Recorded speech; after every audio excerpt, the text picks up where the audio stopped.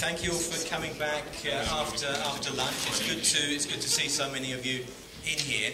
I think the sessions that we've had so far have been looking at trust from the point of view of broadcasters, of media, so trust in media.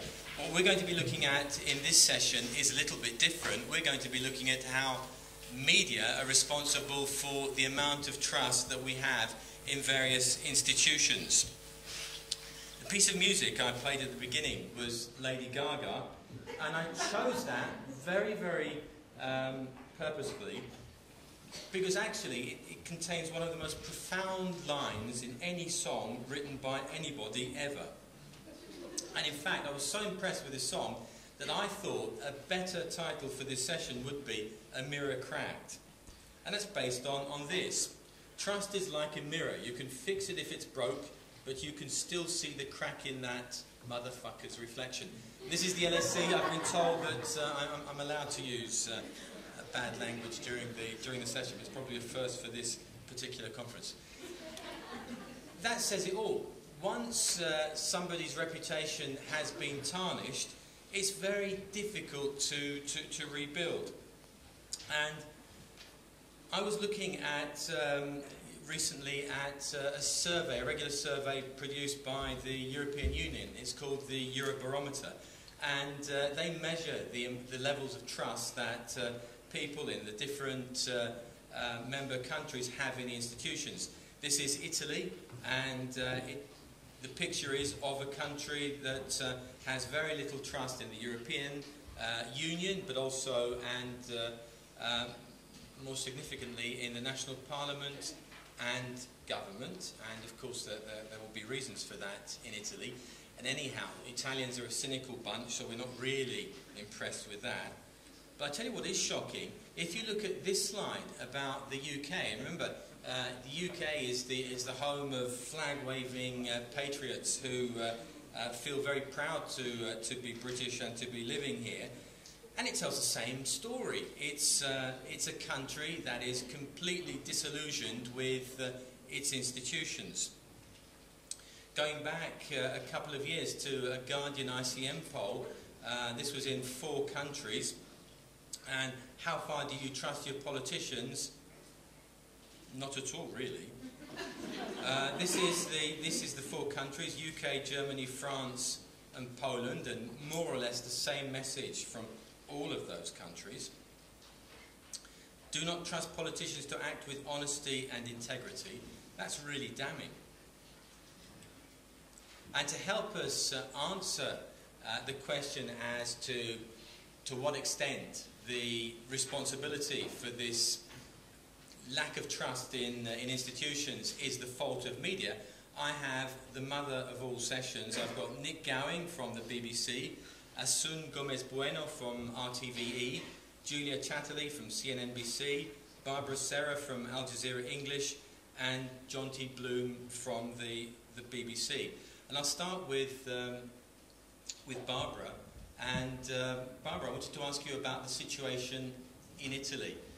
We've just had a general election, but it's on the back of a few years of negative reports about politicians and institutions.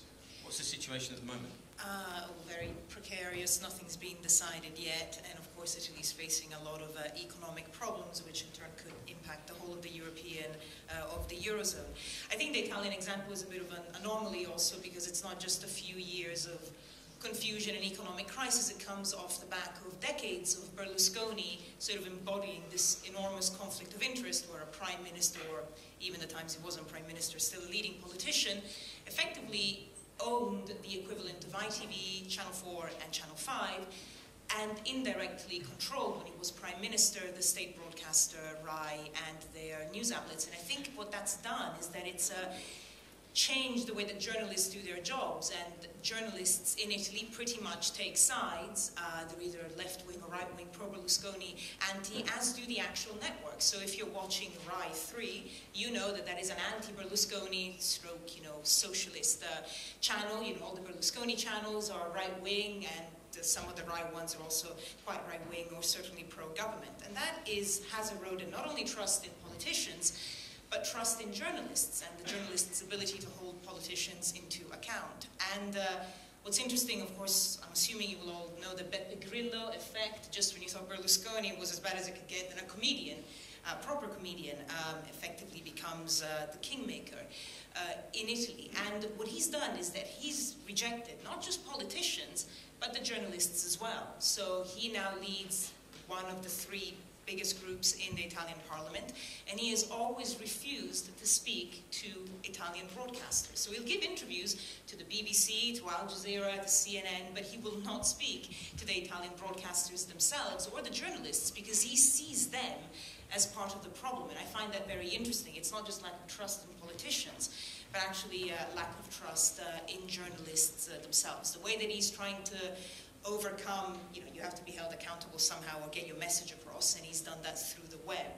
And I think that works up to a point, but ultimately you still need a journalist to give any politician a hard time, and that's not going to happen on the web, or it's not going to happen at one of his rallies where everyone there is one of his supporters. But I think Italy, which is a bit of a strange situation, but a key country in the Eurozone, so a country that, the situation now is important beyond just its borders, the trust is as little in the journalists as there is in politicians. Can you tell us a little bit about how politicians are portrayed on Italian TV? The amazing thing is that they're portrayed all the time. There are literally political programs. So imagine a sort of question time without the audience and pretty much just politicians. And that starts from, I think, 7 o'clock in the morning on 2 of the main terrestrial channels. There's sort of talk shows where the politicians just debate whatever that the issue of the day would be, or just their usual wranglings. And then that kind of goes on throughout the day. And in the evening, every night of the week, there will be one main, and we're talking like 2.5 hours or sometimes 3-hour programs where it's just politicians. And I think this really shows you the link between the politicians and the networks, because what this gives them most of all is exposure. And it was interesting when Berlusconi, after the Bunga Bunga scandal, people would have sort of written him off, when he decided that his party, where he was going to run again, the first thing he did was that he appeared on all the TV shows, and all of a sudden he was, for all his flaws, he is a good communicator. He was on TV the whole time, and so I think the thing with TV is that A, they're there the whole time, and also it's very difficult to challenge a politician. So Berlusconi, a few years ago, he gave an interview to what he would see as a hostile journalist, but not a journalist that would ask any question harsher than anything you'd hear on the Today program on Newsnight, and he just walked away because he didn't like the questions. And in the Italians' mind, that is acceptable, whereas I think it wouldn't be acceptable here or most European countries. So politicians are on TV in Italy non-stop, but it doesn't seem to be doing any good for the democracy there. Thank you. And now I have an apology. To my eternal shame, I've introduced Kelly Evans as Julia Chatterley. And this is a full 1 minute after shaking hands with the lady. So sorry about that, but it is in fact Kelly Evans sitting here. And it's CNBC. Nick, the situation in the UK. I recently saw an interview on the BBC where a journalist called Eddie Mair interviewed Boris Johnson, the Mayor of London. Presumably you've seen that interview, and I put it to you that that was a nasty piece of work as a political interview. Why nasty? In the end, it was what we should be doing. I've just come off air. I was on air for 4 hours this morning, broadcasting around the world, and our job is to make sure that these difficult questions are asked. I don't feel one should apologise for that at all. In the end, it put it into the public space. It led to first of all, it was good publicity for Michael Cockerell's film. It got a lot of copy on the Monday morning, but it also illustrated the kind of Boris Johnson I remember from when he was the Daily Telegraph's correspondent in Brussels, and I worked opposite him when I was at Channel 4 News. So it didn't reveal anything particularly surprising to me, but I think that's exactly what we should be doing, providing we have done the research in advance and we feel quite comfortable that we can take the return fire from whoever we're interviewing. But don't you think it's overstepping the line if you tell somebody that they're a nasty piece of work? Isn't that going too far? Well, nice try, but I'm not Eddie Mair, and I can't defend, I can't explain. I don't know what went on in advance. I wasn't there on the Mar show. I'm not part of the production team. I'm another part of BBC News. So I can have a view, but I think you need to ask Eddie Mayer and Barney, the producer. We heard from Jonathan Baker earlier that BBC Guidelines is shades of grey. It didn't say how many shades of grey there are there, but does it say anything about how you should address politicians or members of Parliament? Perhaps I should have read them before I came and sat on this platform to find out what they do say, because my memory is that there's a clarity of what you should do, but shades of grey, it's our job to make sure we get the information out of them, and people will have gone away with an impression, and obviously the Darius Guppy stuff is still running on afterwards. There are still questions in last Sunday's papers about what happened in that exchange of remarks between Boris and Darius Guppy, which Eddie Mayer decided to raise. Now, I'd like the audience to come in whenever you feel that you have questions, so please raise your hand if you have a question, and we'll get a microphone to you at any point. Mike, can I make may I make a point? Because obviously you're asking me about a programme which I had nothing to do with, yes. So I hope I put up a reasonable explanation rather than defence. Can I just make a broader point, please? I mean, one of the reasons I think I've been invited is because I've actually done some of my own work at the Reuters College of Journalism in Oxford, and going back to Harvard, about the credibility of politicians and certainly corporate executives in this new, what I call the public information space. I think we should be very clear that this is the richest time that there is for journalism. And if trust has fallen in politicians and the political class and corporate chief executives, as we've been seeing with Barclays and HBOS, with the devastating, excoriating report yesterday about the 3 HBOS executives, that they should no longer work in the financial services, and Nick Davis was here shortly before and I didn't hear him speak. This is what our business is about. And my very strong view, and I'm just going to summarise the kind of work that I've been doing, is that because of what is essentially now we call social media, there's a new vulnerability of power. And what I find in all the work that I've done, including the interviews, mostly off the record and on background, after people have been fired or lost their jobs or lost their positions as senior political figures, is it's very clear their lack of awareness of just how profound the new empowerment is in the new environment, which gives us 6 billion mobile phones. They are way behind the curve, and they still believe in their institutional power. And it's not just about Europe, this is everywhere in the world, whether you're in South Africa and you're Jacob Zuma with the problems of the ANC, whether you're in the largest democracy in the world of India, look at what's happened on corruption there with the Anna Hazara case, where literally 10 million people were mobilized in 90 hours, and it caused the politicians to literally go back on their haunches and try to work out what on earth was going on. We've seen it as well with the Vodafone case. We're seeing it in China. I'm off to China tonight with the power of Weibo with 500 million. I say that, most of you know all this, but what you're essentially seeing is a new vulnerability of those in power because of the public information space, which is because they do not change their mindsets. Many of them remain in denial. Whether you're in Delhi, whether you're in Sao Paulo, whether you're in Pretoria, or downtown London during what happened with those with the August riots 2 years ago, when social media in Clapham and Tottenham and Haringey was providing much more of what was going on than anyone, well, David Cameron was out of the country, that even Gold Command at Scotland Yard realised. And what happened during the missiles being deployed in East London, the way the Ministry of Defence was way behind.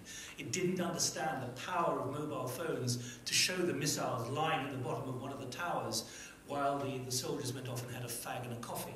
Not the best thing to do.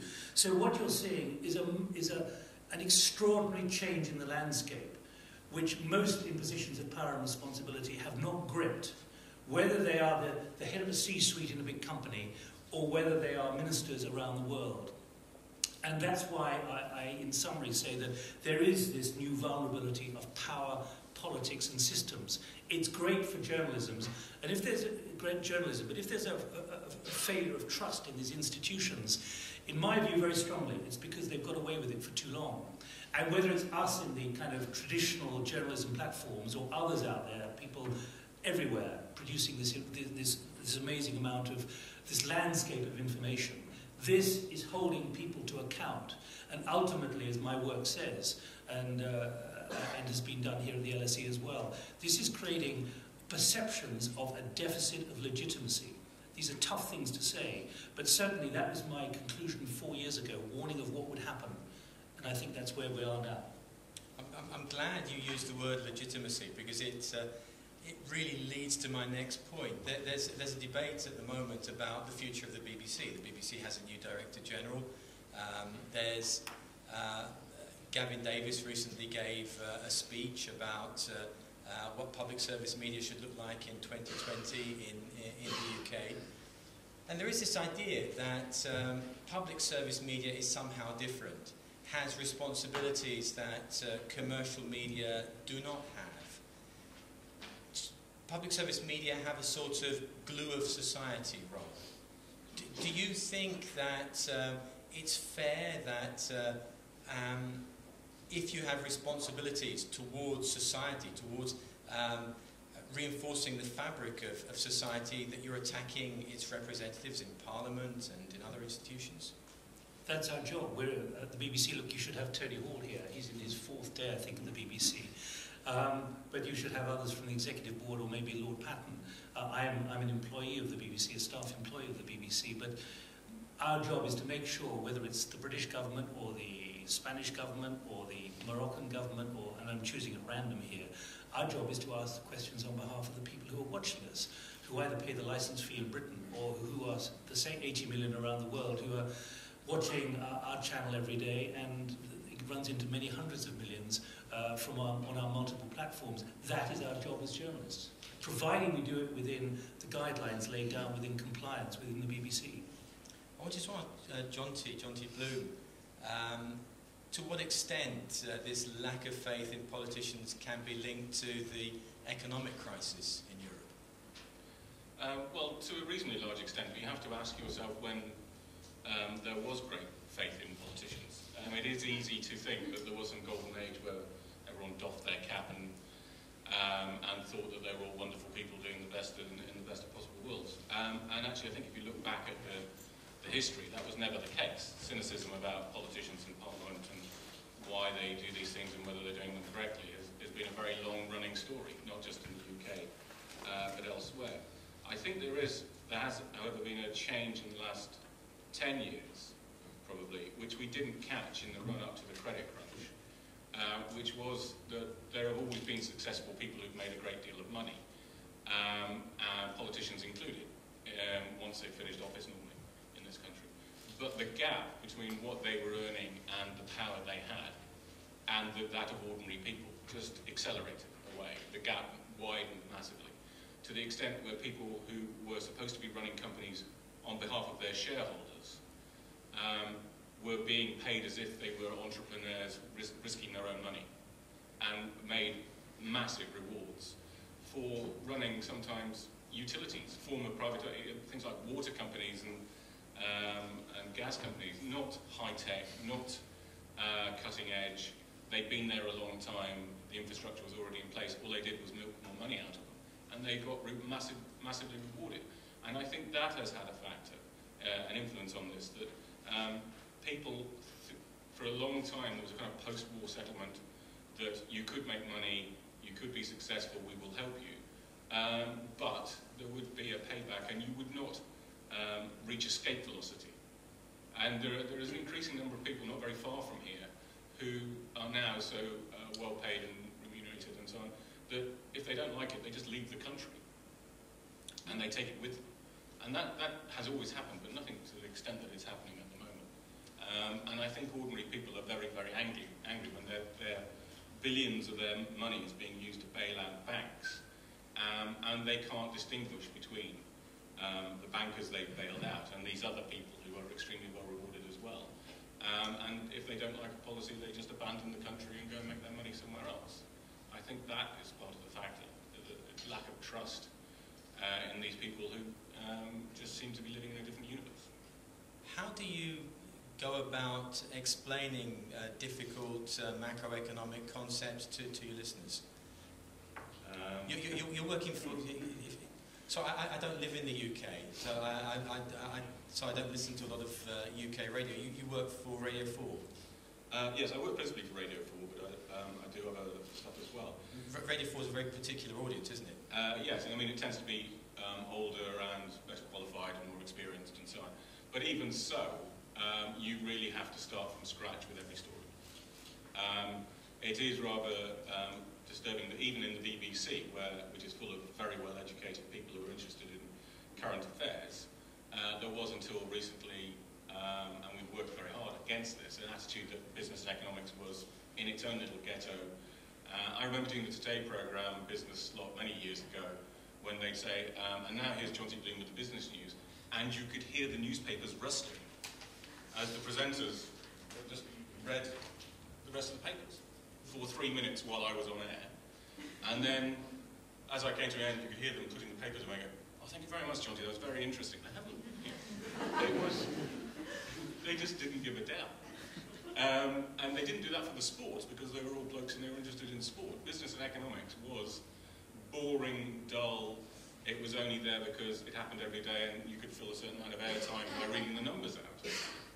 And that has changed. We worked very hard at that. But it is still a factor that it is acceptable in meetings to say, "I'm sorry, I just don't understand maths," or "I don't understand profits," or "I don't understand what growth is."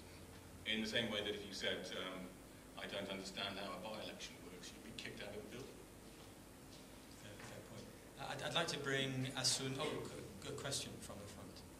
Yeah, the people. Sorry, could you identify yourself? And could we have a microphone?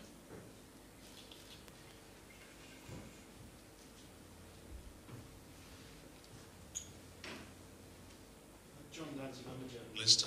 There will be people in the room who remember a time when the BBC would bring a government minister on and ask, "What would you like to tell the nation?" And they wouldn't be questioned much at all. And you've talked about bringing organisations to account, but I'm worried we're not doing it enough. We just had huge changes in the National Health Service, which many people haven't understood because it seems that the media have failed to explain it properly. There seems to be massive misinformation about European Union and what it's about and immigrants and everything else. So I'm concerned actually that we're going past the golden age of journalism we perhaps had 20, 30 years ago into a new age where some journalists don't seem to either have the power or maybe even the will to delve as deep as they should.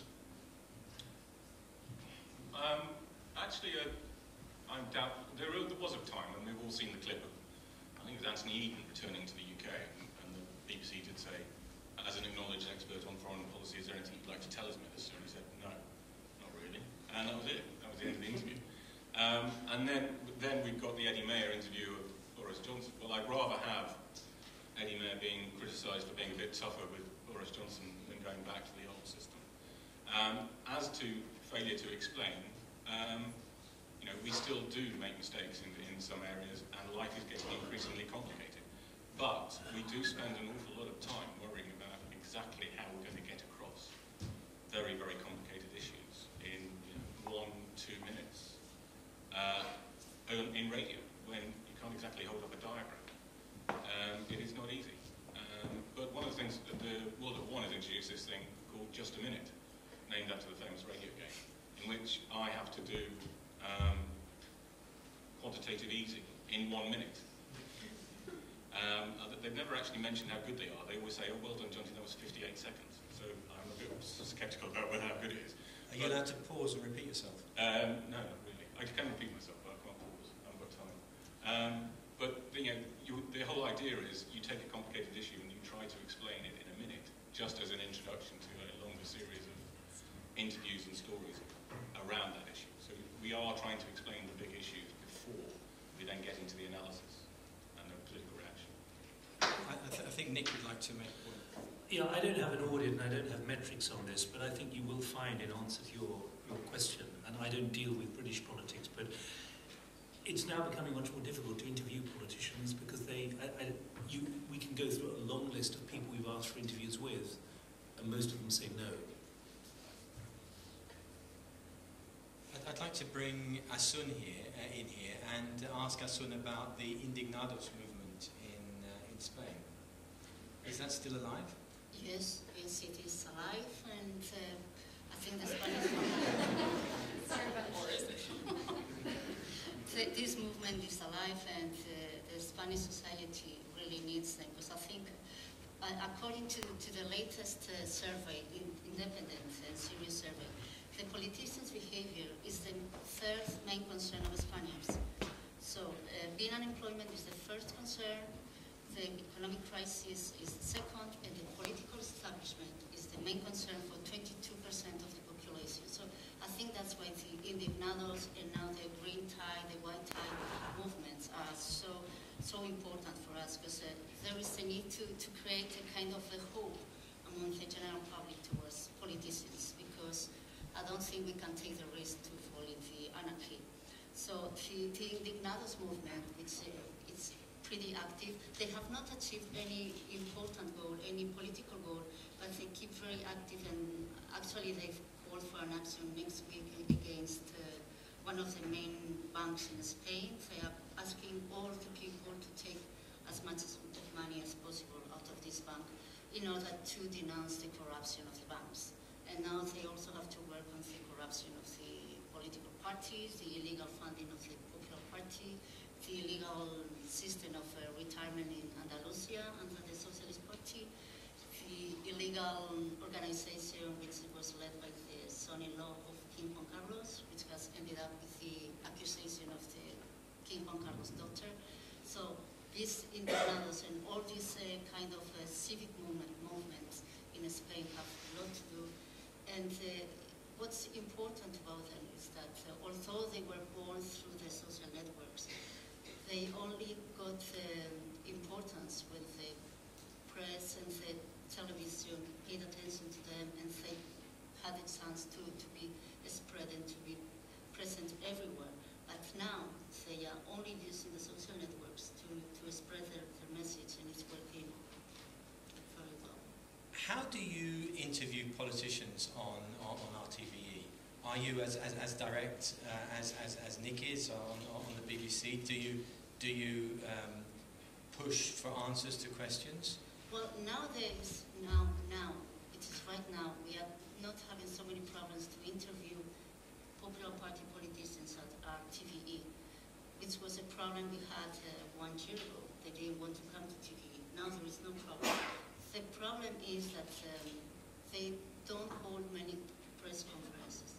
For instance, President Rajoy had a press conference yesterday, but it was the first one in more than 3 months. So he's not been exposed to the public.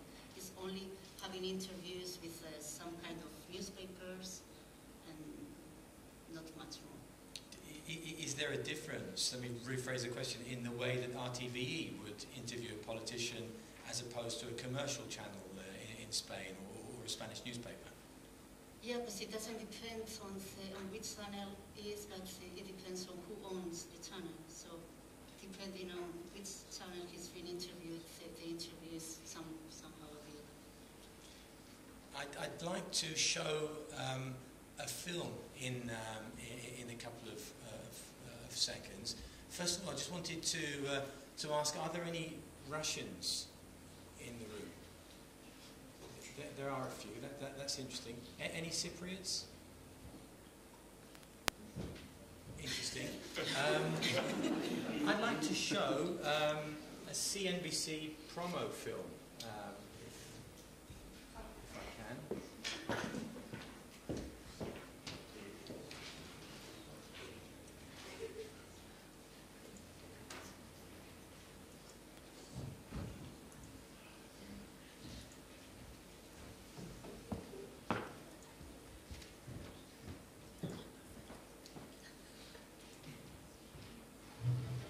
The size of the Cypriot banking sector is so large.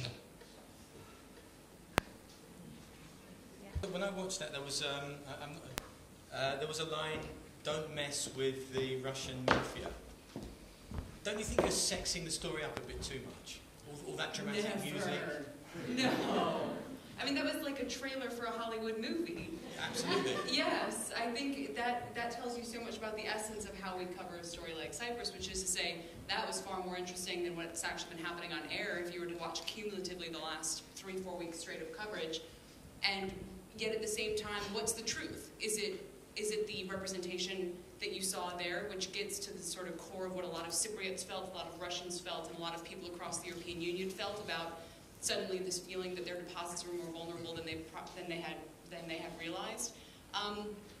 Or is it the drier kind of day-to-day back and forth over what's happening with the 10-year Spanish or Italian bond yield, and the kind of discussion we have on the program, which may be less sexy, I guess, so to say, but also doesn't mean that that's the truth and the whole truth either. And this is the trouble with television as well. I mean, we're covering a story that's fundamentally driven by the pictures. And the Cyprus case where the banks finally reopened after being closed for 2 weeks is a great example of this, because you have one potential idea in mind as a news organization, which is to say, we want to be on the ground, this is a massive historic event, how are people going to react, what's it going to look like, we want to be there, we want to be in the middle of it.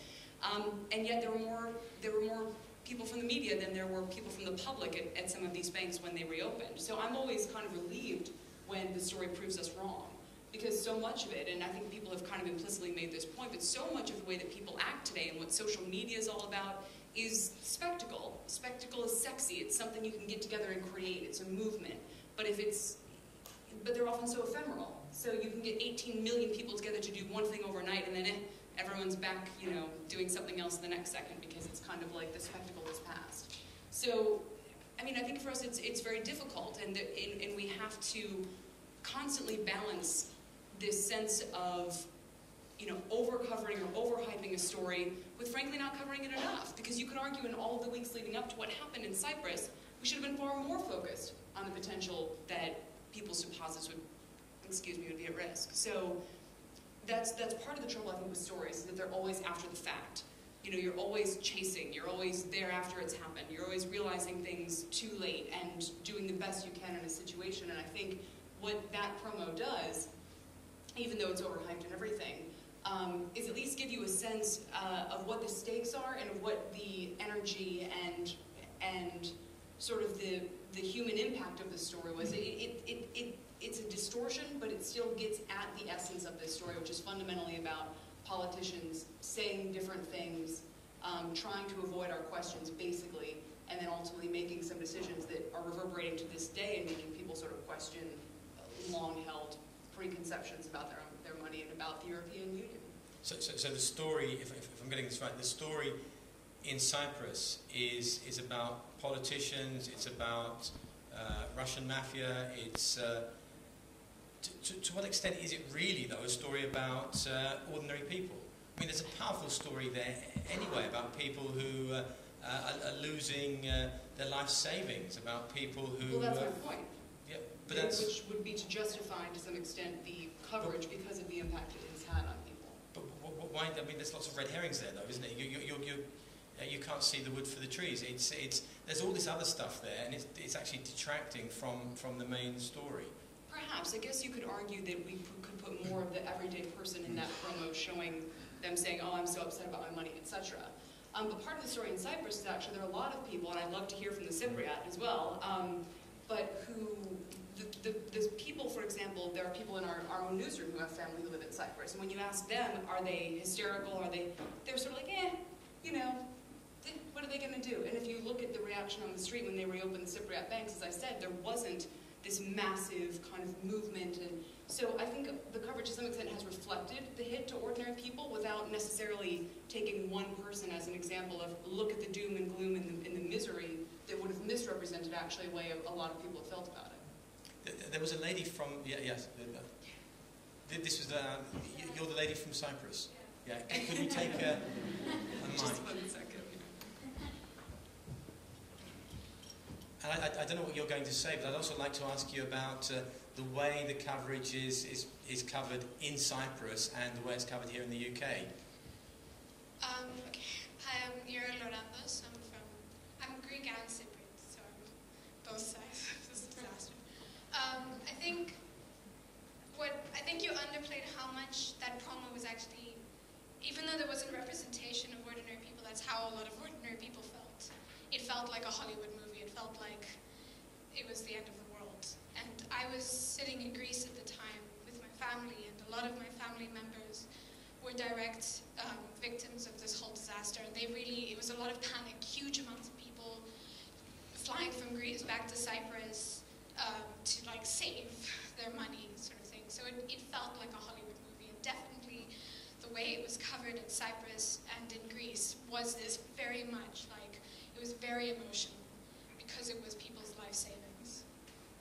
Could I ask then, do you generally feel like watching that, do you feel like it's a fair representation of the crisis, or how? It's a fair representation of people's feelings. I think maybe not so the facts, but I mean, emotions and facts, you know, these things kind of. It would be worth comparing it to the Northern Rock crisis here, which Jonty can talk about much more. I mean, we had long queues of people outside the Northern Rock when there was a possibility that it would collapse. When was it, Jonty? 4 years ago? Yeah, I mean, but so we've been through it. I mean, I think I have a very clear view on this. And my view is very clear that what we were trying to do was hour by hour, minute by minute, report what the politicians were doing. We didn't raise the issue of Russia. The finance minister raised it by going to Moscow. It's an odd place to go. Most countries wouldn't go straight to Moscow when there's a financial crisis and they're trying to raise 10 billion euros. So that was confirmation of just how profound and unique the access was to Russia, and we now know what the hit has been. But there was obviously a bit like what happened in Greece 2.5 years ago with George Papandreou, trying to work out on the move, and that's where certainly my work comes in. It's this vulnerability of those in power who are trying to handle things they've never coped with. You talk frankly to officials, whether it be in finance ministries or other ministries in Berlin, or Paris, or certainly here at the Treasury, and they are in uncharted territory. Jonty will know more about this than me. We're dealing with a political class which is now vulnerable because it's entered areas it's never confronted before. There are no models for it, so no one is going to be perfect. And in this 24/7 environment, they are therefore being watched all the time, and we need information. You needed information. Is it going to be 100,000 euros, the haircut? Is everyone going to get a haircut? When are the banks going to open? Is there going to be money in the ATM machines? All these are very legitimate questions for all of us to be asking. And what we saw was a system where we were asking the right questions, but they couldn't keep up with the speed at which the questions were being asked. Thank you. A lot of hands went up from Russia. I wonder if we could hear from one of the Russians. Bulgaria is pretty close. It's not Russia. Not Russia. While we look for one of the Russians. So Silvia Batkov, Standard News, Bulgaria, and you mentioned vulnerable politicians, and the case in Bulgaria is that the media seems to be quite vulnerable with the politicians as well, because as you probably know, the government was swept away by a movement organized basically on Facebook, and the way things go now in Bulgaria is that if you work for a medium, most of the mediums are in short of money, so they first go to one party and then see who bets more. So basically the media is going down with the politicians as well. So, and my feeling is that it's pretty much happening in all parts of Europe as well. So not only Southern and Eastern Europe. Would you agree to that? Not completely, because in the Spanish case, the Indignados movement has been very, very careful in not being related to any political party. The right party, they say that they are related to the left, but the left, they refuse to be related to the left. They try to maintain themselves independent, because what they want their fight is finding new ways to lead. They want to find new ways to approach the day-to-day problems the citizens have. So that's why they don't want to be part of any political party. So they don't approach any of them. Absolutely. I was asking more about the media, since medias are in lack of money and they need to go to political parties to bargain which stories to cover, which stories to push under, and would you agree that the media is going down along with the politicians as well? Yeah, unfortunately, yeah. Thank you. So if I could just say something, one of the few advantages of the MPs' expenses scandal was that for a short time MPs became even less trusted than journalists. Because although we can talk about holding these people to account, if you actually look at surveys of who people trust, journalists normally come actually below politicians in this country. I'm sure it's not in your case. But, so we shouldn't get high and mighty. BBC has, is it the most trusted source of news for 30% of the British public? That is not particularly high. You know, this is something we have to work at.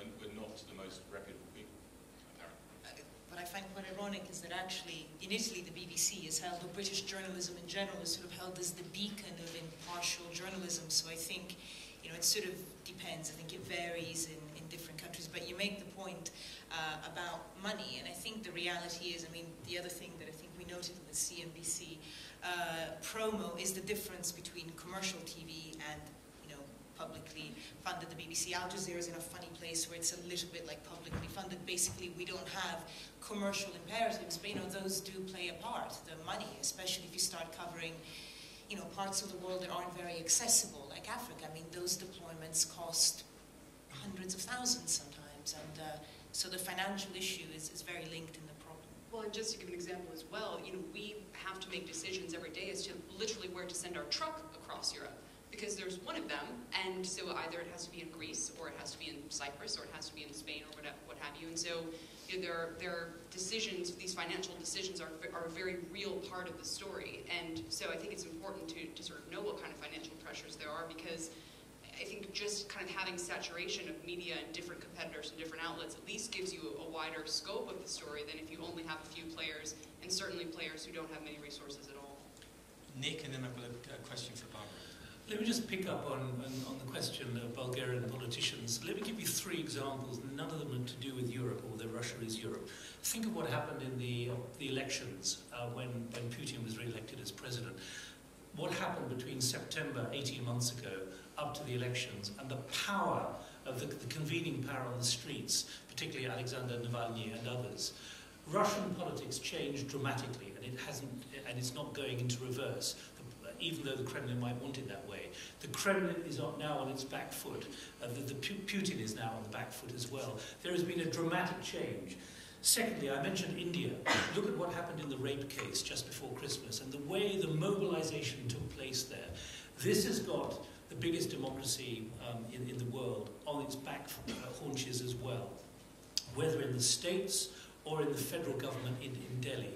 You've got politicians there who are now paranoid about their power, and it's going to probably bring down the Congress party in the election within the next year. They have failed to understand the enormity of what is changing, whether it be corruption or whether it be the rape case as well. That is not going to go away. The way in which politicians have ignored the rape issue in India, shamefully, with the numbers appalling of the number of women who were raped, and this terrible case, it got people onto the streets, people who were mobilized through the electronic and digital connectivity they have in their hands. That is undermining the political class. The third example is Singapore. Singapore is, how can I put it, there are probably Singaporeans in the room, and I know I'm on the record, but it is a small country with a certain tradition of attitudes towards free press, where there are restrictions. There was an election there 18 months ago where the governing PAP party went through a normal election process and was completely floored by the fact that it had failed to understand the enormity of the connectivity and the empowerment that was going on in the new generation, the next younger generation. As a result, a lot of the ministers who assumed they would be back in power were not. One of them was Giorgio, the foreign minister, who's now no longer foreign minister, he's no longer a politician. And what has been fascinating, certainly in my work, is getting people like him to talk publicly. And I was lucky enough, and I've heard him twice now. He talks about the way the new empowerment in digital space is exposing the hypocrisy of politicians, and he was one of them. Now, he talks about it at length, and I'm not going to re-quote him because he goes on about this. But the frankness with which he says, we did not understand until we were hit between the eyes, and people like me were. What you're seeing is that happening in many, many countries, whether authoritarian, semi-authoritarian, or complete democracies, and that's why I choose those 3 examples. You'll have your view of Russia, your view of India, and your view of the Singaporean system as well. So these are profound changes where what might have happened in 10 years is happening in 10 months or 10 weeks. A quick question, then I'll go to the audience. Barbara, with your Al Jazeera hat on, there was a wave of popular protests across North Africa referred to as the Arab Spring, driven by social media. Do you think we're witnessing a European spring? Not in the same way. I don't think you can compare the two, to be honest. I think we're seeing another wave of discontent in Europe, but I just don't think you can equate that with, what we saw happen in Egypt or Libya or, Syria that still keeps on going. I wouldn't. The wave of discontent in Europe, yes, unhappiness with politicians and perhaps the EU and journalists, but I wouldn't put the two on the same level. Question. I want to get back a bit to Sorry, can you say who you are? Sally Broughton-Mitsova from the LSE Media Policy Project. And getting back to the title of this, Trust in Europe, and considering that a lot of you have been reporting on the Eurozone crisis, we've had, in the past, various crises of the EU in terms of constitutions and treaties, etc., etc. You are the mediators, you're the ones holding those politicians to account, and you're the ones presenting these stories to the public. So what is Europe for you? What is Europe when you are covering these? Can we start with Jonty? Well, with my BBC hat on, we always get irate letters when we say Europe as meaning the EU, and somebody always writes in and says, Norway and Liechtenstein are in Europe and they're not in the EU or something like that. So we tend to be very careful about the words we use. But for me, in this sense, Europe, when we're talking about the Eurozone, is mainly the continental EU members and how they're dealing with this crisis. There is, in Britain, this tendency to think that we just sit aside and watch the rest of Europe making a complete hash of things. And I'm always trying to kind of point out that is not really the case. We're not in the Eurozone, but we're certainly in the EU. And if you look at the economic effects of the collapsing economies of the Eurozone, they've been disastrous for us too. And so you have to tend to fight against this attitude of, which you get in some of the other media in the UK of, thank God we're out, it's nothing to do with us, aren't these terrible continentals making a complete hash of it? We told them it would be like this all along, why didn't they listen to us? None of that helps when you're trying to cover this subject. And it doesn't help, not least because you have to spend about the first minute explaining why this does affect us and why it affects us. And I would just say that Good. So, Kenny, when you're talking about Europe, is Britain part of Europe for American viewers? Kelly? Oh, me, sorry. Is Britain part of Europe for American viewers? Yes. No. In fact, I don't think, and I could be wrong, but I think most of us tend to think very geographically. So, like, Britain is the island group of countries, etc. Europe is the continent. So it's just that simple, almost. I think. So what are we then? Yeah, maybe you can answer that question. I think that's a question. No, you're defining us as not part of Europe. Yeah. Well, the interesting thing about this crisis for me has been the extent to which definitions suddenly do matter. They're extremely important. So if you're in the Eurozone, that means you're part of the monetary union. That means that Mario Draghi sets your economic policy, and that it may or may not be appropriate for you. And because of that, you may or may not have to leave, the currency and go back to your own or what have you. So the Eurozone is extremely important, and the European Union as well, to your point, which is if you're Britain and suddenly you're grappling with these regulations that come from the EU or what have you, if you have to turn around and explain to shareholders or make strategic decisions because you happen to be located in London instead of New York, and because you're in London you fall under the EU regulations, which are vastly different than American regulations, again, these definitions become extremely important. And I think one thing that I've certainly kind of learned, or I guess wondered about since being here, it's been about a year, interesting time to be here, and it's effectively whether there's still a European spirit. And I think it's interesting to constantly see the Latvias and Bulgarias and Romanias of the world looking to join the European project, even at a time when existing members of the Eurozone are questioning whether they want to be part of it. So what I wonder about is when you talk about what is Europe sort of existentially, what is the European spirit or project? And I wonder or worry, I guess, that whatever that common view was, that, who is it? Ortega y Gasset, I think, ages ago spoke about this sense of the European man and the European project as this kind of inevitability. And I wonder if that's still the case, or if in fact it's been sort of seriously damaged by the crisis. Asun. Yeah, I think part of the problem is, of course, it's the economic crisis, but it's also the way the politicians have been approaching this crisis, have been explaining or not explaining why the crisis is taking place, which measures they are adopting to face this crisis. And also part of the problem is how the journalists have been explaining it, or have not been criticizing the way the governments and the opposition have been approaching this crisis. So in Spain is a country where politicians are not trusted, but the credibility and the honesty of the journalism is also in doubt. So unless we, the journalists, do something, this politician situation won't recover. And maybe we should ask ourselves, if the politicians do not deserve our trust, maybe we should try to find different ways. Just briefly, because this European story is very personal for me, just because I'm Italian born, I grew up in Denmark, I've lived in the UK for 20 years, and what I've really noticed, I sort of follow the press in Southern Europe as well, what I've really noticed is almost a dividing line, and I do count the UK as part of Europe, by the way, almost a dividing line between the north and the south. Now, where you want to put this line, I don't know, but it's somewhere around Germany and most of France.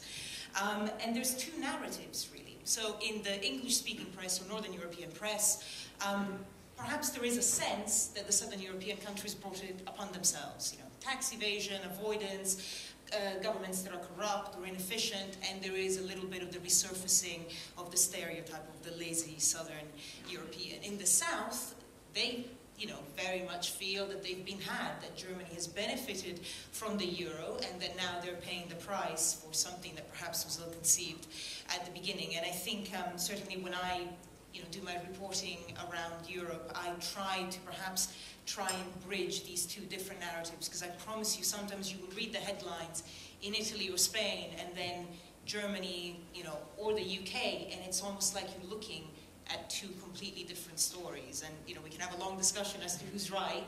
Certainly the money are all in the hands of sort of the Northern European lot, but I think personally that's what I always try to keep in mind, that I don't know about European spirit. I mean, I suppose most of us would call ourselves European, but we will never have had the sort of cohesive ideology that the US, for example, has, and that's one of the problems, I think, going forward. Nick, a small island off the coast of Europe. To what extent, when you talk about Europe, do you mean Britain as well, or do you mean a bunch of foreigners who live across the water? I mean Europe. I mean, simple, if I use the word Europe, I mean Europe. And that includes Britain? It's for you as a viewer to question whether Britain's part of Europe, but if Europe is Europe, we are part of the European landmass, even though we're 20 miles away. Question from the lady in the middle. Alison Wheeler, Alison W. Before I can get the question, I would love to know what Americans think Scandinavia is, if it's part of Europe or not. You're all 24/7 media. We're now very much used to a 24/7 media out world. Don't have to go back that many years, though. The news output was basically once or twice a day. It could be thought about a lot longer. It wasn't seat of the pants stuff.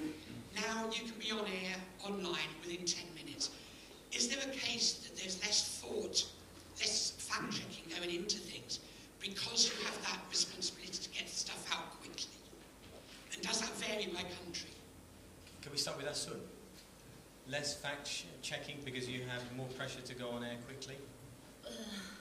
This is a risk we avoid. What's important is not being first, but being right. So, definitely not. Same question to Kelly? I was going to say, I'm happy to take the other side.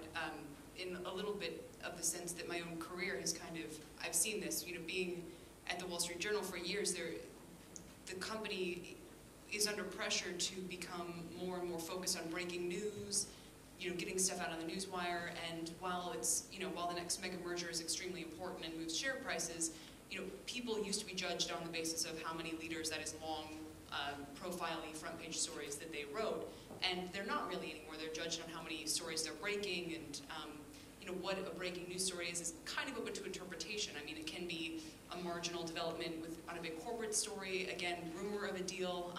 So the kind of time and effort that was put into stories in the past that would often give you a deeper sense of events so that you could then really do more analysis or draw your own opinions is not as economically and financially viable as it once was.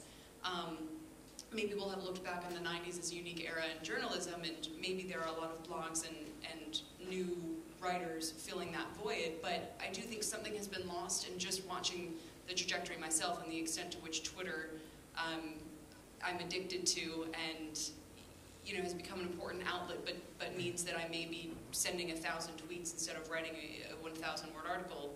I do think something's lost in that. Time for one last question from the back. It's not really a question, just a remark, I guess. Getting back to the Cyprus and Russia dispute. I'm Russian, actually, and I'm doing a master's here.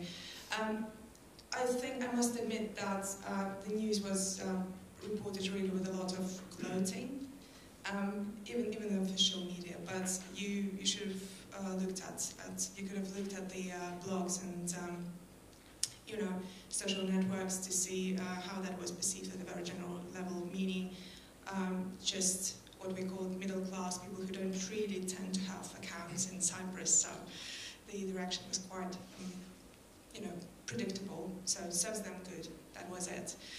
And now that the government has reported that they're not going to bail out anyone, it's even clearer. And then another point I wanted to say, I wouldn't really overestimate the role of social media in the political crisis that we had, or which started back in 2011. Because whatever happened, it gave a lot of hope, but nothing really changed. It might have, social media helped to shift the power structures a little bit, but they haven't changed things radically, I'm afraid, because what happened is that there was this moment of euphoria and people expecting a lot of things to change. But basically, most of it was lost on people because those who were prepared to be mobilized politically, they were. And others were not. And those others were, I'm afraid, like 80% maybe of the people, those who are not on social media, who don't have blogs, who are maybe not in the central part of Russia. So this might sound a bit simplistic, but I think it is actually the case. And over the past couple of years or year and a half, everything that followed with the authorities actually playing it more or less wisely, the trust that Putin had lost or other leaders had lost, it still got back. Not to the initial level, but it kicked back just because maybe their position lost trust. So there are a lot of shades of grey there, and it's yet to be seen how it develops. Thanks. The American comedian Jon Stewart is very critical of what he calls "let's leave it there" journalism. The idea is you have a bunch of people who all express different views, and then you say, "let's leave it there." Have a round of applause for my wonderful panel.